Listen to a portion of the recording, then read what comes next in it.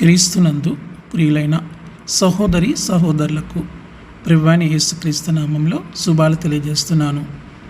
ఈరోజు వాక్య భాగము యోహాను సువార్త 12వ అధ్యాయము 37వ వచనం నుంచి చివరి వచనం వరకు ధ్యానించుకుందాము.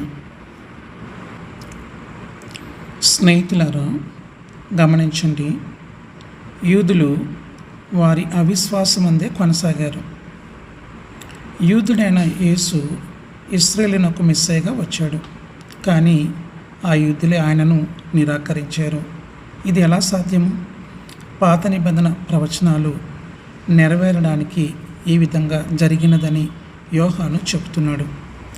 మేము తెలియజేసిన సమాచారము ఎవడు నమ్మెను అని ప్రవక్త అయిన యెషయా వ్రాసాడు. ఎవ్వరూ నమ్మలేదు. యెహోవా బాహువు అంటే క్రీస్తు మహత్కార్యములు ఎవనికి బయలుపరచబడెను? యెషయా గ్రంథము 53:1 క్రీస్తు మహత్కార్యములు చేశాడు. అయితే యూదులు వాటిలో యెహోవా బాహువును చూడలేదు.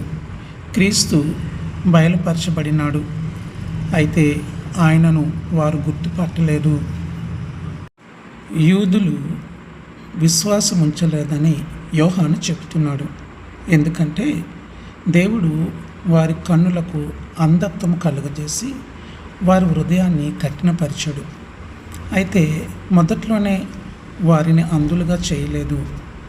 మొదట వారు దేవుని ప్రవక్తలను నిరాకరించాలని నిర్ణయించుకున్నారు. వారు దేవుని నుండి పాపము వైపు తిరగడాన్నే కోరుకున్నారు. వారి పాప ఫలితము మరియు వారి అవిధేయతను బట్టి హృదయ కాఠిన్యానికి, అవిశ్వాసానికి దేవుడు వారిని అప్పగించాడు. దాని తర్వాత వారు విశ్వాసం ఉంచలేదు. ఇక్కడ యోహాను యెషయా గ్రంథము 6వ అధ్యాయము 10వ వచనం నుండి ఉదహరించాడు.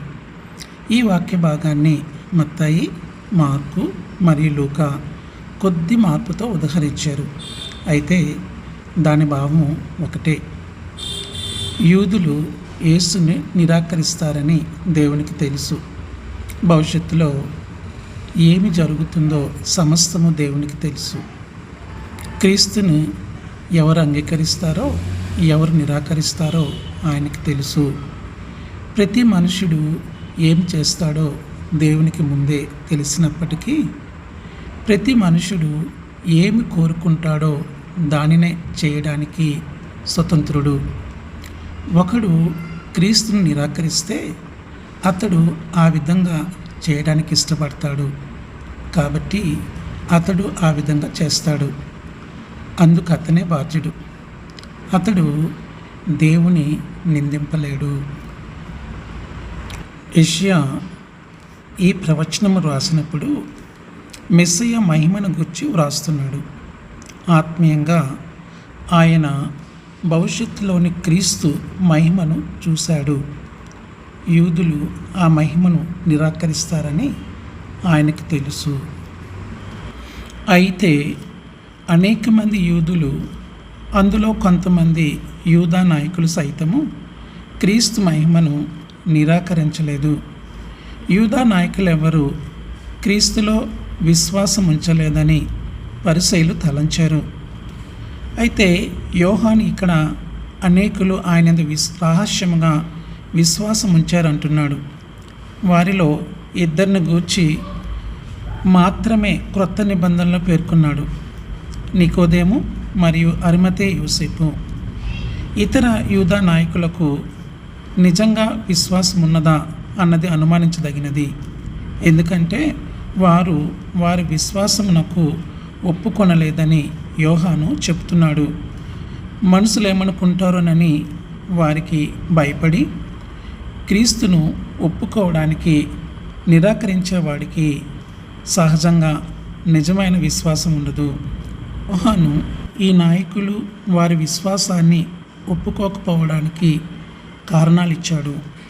అవేమంటే, వారు దేవుని మెప్పు కంటే పరిసయ్యుల మెప్పును ఎక్కువగా అపేక్షించారు. వారు క్రీస్తునందు విశ్వాసం ఉంచి ఆయనను సేవిస్తే దేవుని యొద్ద నుండి ఘనత మరియు మెప్పు పొందుతామని వారికి తెలుసు. అయినప్పటికీ దేవుని నుండి మెప్పు కంటే మనుషుల మెప్పునే వారు ముఖ్యమని తలంచారు. సమాజ మందిరము నుండి వెలివేయబడే అపాయాన్ని ఎదుర్కోవడానికి కోరుకోలేదు. ఎందుకంటే సమాజ మందిరము నుండి వెలివేయబడటము ఒక యూదునికి ఎంతో అవమానకరమైన విషయము. యోహాను రాసిన యేసు మాటలు, ఆయన ప్రజలతో మాట్లాడిన చివరి మాటలు. ఈ వచనాలలో యేసు తనపై విశ్వాసం ఉంచడానికి స్త్రీ పురుషులను చివరి పిలుపునిచ్చాడు. యోహాను సువార్త అంతటిలో దేవునితో తనకున్న ఐక్యత గూర్చి యేసు మాట్లాడాడు. ఎవరు యేసుని గణపరుస్తారో వారు దేవుని గణపరిచినట్లే, ఎవరు యేసును చూస్తారో వారు దేవుని చూసినట్లే, ఎవరు యేసును ద్వేషిస్తారో వారు దేవుని ద్వేషించినట్లే, ఎవరు యేసును ఒప్పుకుంటారో వారు దేవుని ఒప్పుకున్నట్లే, ఎవరైతే తన యందు విశ్వాసం ఉంచుతారో వారు దేవుని యందును విశ్వాసం ఉంచుతారని యేసు ఇక్కడ చెప్తున్నాడు. మనము విశ్వాస దృష్టితో యేసుని చూస్తే ఆయనలో ఒక మనుష్యుని మాత్రమే కాకుండా సాక్షాత్తు దేవుడినే చూడగలము. యేసు మాటలు విని వాటిని గైకొనని వాడు తీర్పు తీర్చబడతాడు. ఈ జీవితంలో మనుషులను యేసు తానే తీర్పు తీర్చడు. ఆయన లోకానికి తీర్పు తీర్చడానికి రాలేదు కానీ వారిని రక్షించడానికి వచ్చాడు. అయినప్పటికీ అంచె దినమందు అనగా ఈ లోకాంతమున యేసు మన తీర్పరిగా ఉంటాడు. ఆయన వాక్యమును నిరాకరించినప్పటికీ యేసే తీర్పు తీర్చనక్కరలేదు. ఆయన వాక్యమే తీర్పు తీరుస్తుంది.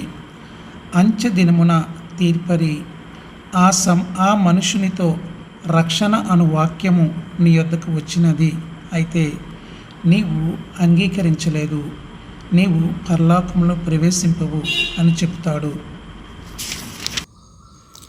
ఇక్కడ ఒక ప్రశ్న తలెత్తుతుంది. ఒకడు తన జీవిత కాలం అంతటిలో దేవుని వాక్యమును ఎప్పుడు విని ఉండలేదు. అప్పుడు వానికి ఏం జరుగుతుంది? వాడు దేవుని మాట ప్రకారము తీర్పు తీర్చబడడు. దానికి బదులుగా ఆత్మీయ వెలుగును, జ్ఞానాన్ని దేవుని యొద్ద నుండి పొందిన దానిపై తీర్పు తీర్చబడుతుంది. యేసు మాటే తగిన తీర్పరి. ఎందుకంటే వాస్తవానికి అది దేవుని మాట. తండ్రి ఆజ్ఞాపించిన ప్రకారమే యేసు మాట్లాడాడు. ఒకడు యేసు మాట చేత తీర్పు తీర్చబడినప్పుడు దేవుడు తనంతట తానే తీర్పు తీర్చినట్లుంటుంది.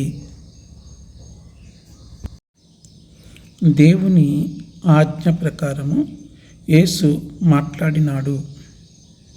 దేవుని ఆజ్ఞ కఠినంగా ఉంటుంది. విశ్వాసం ఉంచి విధేయులైన వారికి అది నిత్య జీవము, నిత్య వాగ్దానము. మోషే తన జీవితకాలపు చివరి దశలో యూదులతో జీవమును మరణమును నీ ఎదుట ఉంచి ఉన్నాను, నీవును నీ సంతానమును బ్రతుకున్నట్లు జీవమును కోరుకోండి అన్నాడు. ద్వితీయోపదేశకాండము 30వ అధ్యాయము 19 నుంచి 20 వచనాలు. ప్రియ సహోదరులారా, నేడు ప్రతి స్త్రీ పురుషునితో కూను యేసు ఈ మాటలే చెప్తున్నాడు. ఆమెన్. దేవుడు ఈ వాక్యమును మన హృదయములో ఉంచి ఫలింపచేసి ఉద్ధరింపచేయునుగాక. ఆమెన్.